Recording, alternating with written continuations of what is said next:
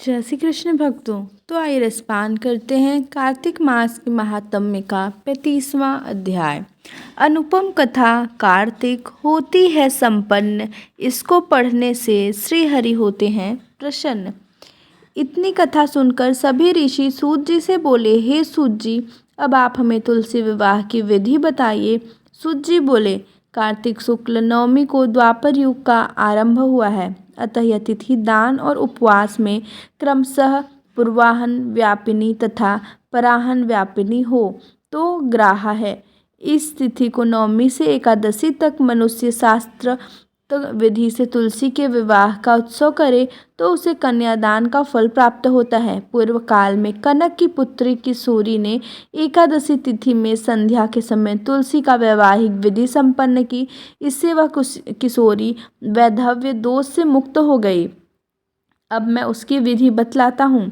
1 तोला सुवर्ण की भगवान विष्णु की सुंदर प्रतिमा तैयार कराएं अथवा अपनी शक्ति के अनुसार आधे या चौथाई तोले की ही प्रतिमा बनवा लें। फिर तुलसी और भगवान विष्णु की प्रतिमा में प्राण प्रतिष्ठा करके षोडशोपचार से पूजा करें। पहले देश काल का स्मरण करके गणेश पूजन करें, फिर पुण्याहवाचन कराकर नांदी शास्त्र करें।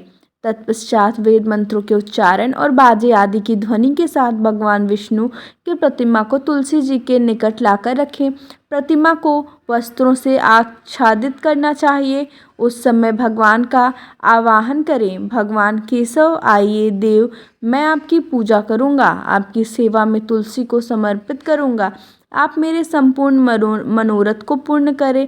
इस प्रकार आवाहन के पश्चात 3 बार अर्घ्य पाद्य और विष्टर का उच्चारण करके इन्हें बारी बारी से भगवान को समर्पित करें। फिर आचमनीय पद का 3 बार उच्चारण करके भगवान को आचमन कराएं।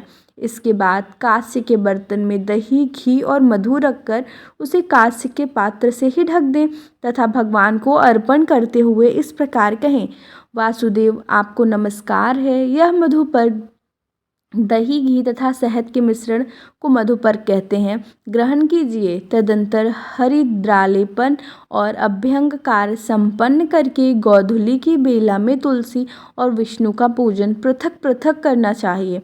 दोनों को एक दूसरे के सम्मुख रखकर मंगल पाठ करें। जब भगवान सूर्य कुछ कुछ दिखाई देते हों तब कन्यादान का संकल्प करें। अपने गोत्र और प्रवर का उच्चारण करके आदि की 3 पीढ़ियों का भी आवर्तन करें। तत्पश्चात भगवान से इस प्रकार कहें, आदि मध्य और अंत में रहित त्रिभुवन प्रतिपालक परमेश्वर, इस तुलसी दल को आप विवाह की विधि से ग्रहण करें।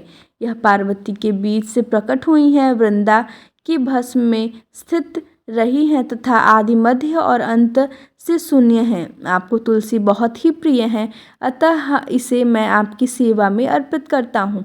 मैंने जल के घड़े से सींचकर और अन्य प्रकार की सेवाएं करके अपनी पुत्री की भांति इसे पाला पोसा और बढ़ाया है।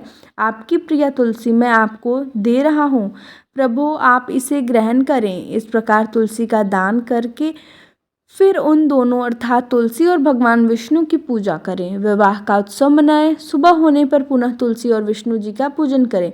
अग्नि की स्थापना करके उसमें 12 मंत्र से खीर घी मधु और तिल मिश्रित हवनीय द्रव्य की 108 आहुति दें। फिर स्विष्टकृत होमक करके पूर्णाहुति दें। आचार्य की पूजा करके होम की शेष विधि पूरी करें। उसके बाद भगवान ने इस प्रकार प्रार्थना करें, हे प्रभु आपकी प्रसन्नता के लिए मैंने यह व्रत किया है। जनार्दन, इसमें जो न्यूनता हो वह आपके प्रसाद से पूर्णता को प्राप्त हो जाए। यदि द्वादशी में रेवती का चौथा चरण बीत रहा हो तो उस समय पारण न करें। जो उस समय भी पारण करता है वह अपने व्रत को निष्फल कर देता है। भोजन के पश्चात तुलसी के स्वतः गलकर गिरे हुए पत्तों को खाकर मनुष्य सब पापों से मुक्त हो जाता है। भोजन के अंत में ऊख आंवला और बेर का फल खा लेते हैं, उच्च दोष मिट जाते हैं। तदंतर भगवान का विसर्जन करते हुए कहे, भगवान आप तुलसी के साथ बैकुंठ धाम में पधारें। प्रभु मेरे द्वारा की हुई पूजा ग्रहण करके आप सदैव संतुष्टि करें। इस प्रकार देवेश्वर विष्णु का विसर्जन करके मूर्ति आदि सब सामग्री आचार्य को अर्पण करें, इससे मनुष्य कृतार्थ हो जाता है। यह विधि सुनकर सूत जी ने ऋषियों से कहा, हे ऋषियों, इस प्रकार जो मनुष्य श्रद्धा पूर्वक सत्य, शांति और संतोष को धारण करता है, भगवान विष्णु को तुलसी दल समर्पित करता है, उसके सभी पापों का नाश हो जाता है और वह संसार के सुखों को भोग कर अंत में विष्णु लोक को प्राप्त करता है। हे ऋषिवरों, यह कार्तिक महात्म्य सब रोगों और संपूर्ण पापों का नाश करने वाला है। जो मनुष्य इस महात्म्य को भक्ति पूर्वक पढ़ता है और जो सुनकर धारण करता है, वह सब पापों से मुक्त हो भगवान विष्णु के लोक में जाता है। जिसकी बुद्धि खोटी हो तथा जो श्रद्धा से हीन हो, ऐसे किसी भी मनुष्य को यह महात्म्य नहीं सुनाना चाहिए। तो इस प्रकार से कार्तिक माह के महात्म्य का 35वां व अंतिम अध्याय समाप्त होता है। आइए अब रसपान करते हैं तुलसी जी के चालीसा का। श्री तुलसी महारानी करो विनय सिरनाय, जो मम हो संकट विकट दीजय मात नसाय। नमो नमो तुलसी महारानी, महिमा अमित न जाए बखानी। दियो विष्णु तुमको सन्माना, जग में छायो सुयस महाना। विष्णु प्रिया जय जयति भवानी, तिहु लोक की हो सुख खानी। भगवत पूजा कर जो कोई, बिना तुम्हारे सफल न होई। जिन घर तब नहीं होय निवासा, उस पर करहि विष्णु नहीं बासा। करे सदा जो तब नित्य सुमिरन, तेहि के काज होय सब पूरन। कार्तिक मास महात्म तुम्हारा, ताको जानत सब संसारा। तब पूजन जो करे कुंवारी, पावे सुंदर वर सुकुमारी। कर जो पूजा नित्य प्रति नारी, सुख संपत्ति से होए सुखारी।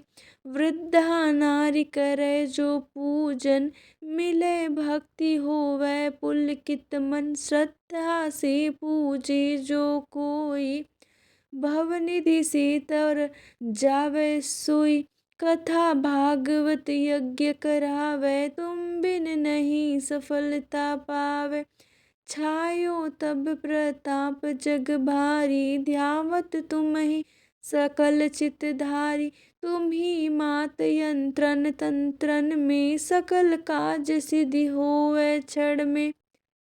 औषधि रूप आप हो माता, सब जग में तब यश विख्याता। देव ऋषि मुनि और तपधारी, करत सदा तब जय जयकारी। वेद पुराण तब यश गाया, महिमा अगम पार नहीं पाया। नमो नमो जय जय सुख कारिणी, नमो नमो जय जय दुख निवारिणी। नमो नमो सुख संपत्ति देनी, नमो नमो अघ काटन छीन। नमो नमो भक्तन दुख हरनी, नमो नमो दुष्टन मन छेदी। नमो नमो भव भार उतारनी, नमो नमो परलोक सुधारनी। नमो नमो निज भक्त उबारनी, नमो नमो जन काज सवारनी।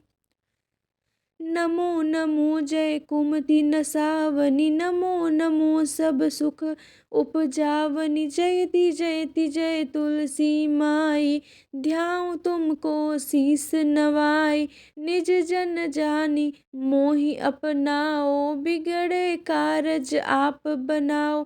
करूँ विनय मैं मात तुम्हारी, पूर्ण आशा करहु हमारी। शरण चरण कर जोरी मनाऊँ, निस दिन तेरे ही गुण गाऊँ। करहु मात यह सब मुँह पर दया, निर्मल होय सकल मम काया। मांगु मात यह वर दीजै, सकल मनोरथ पूर्ण कीजै। जानू नहीं कुछ नेम आचारा, क्षमहु मात अपराध हमारा। 12 मास करी जो पूजा, ता सम जग में और न दूजा। प्रथम ही गंगा जल मंगवावे, फिर सुंदर स्नान करावे। चंदन अक्षत पुष्प चढ़ावे, धूप दीप नैवेद्य लगावे। करे आचमन गंगा जल से, ध्यान करे हृदय निर्मल से। पाठ करे फिर चालीसा की, स्तुति करे मात तुलसी की। यह विधि पूजा करे हमेशा, ताकि तन नहीं रही कलेशा। करे मास कार्तिक का साधन, सोए नित्र पवित्र सिद्ध हुई जाही। है यह कथा महासुखदाई, पढ़े सुने सो भव तर जाई। यह श्री तुलसी चालीसा पाठ करे, जो कोय गोविंद सो फल पावही। जो मन इच्छा होय। जय श्री कृष्ण।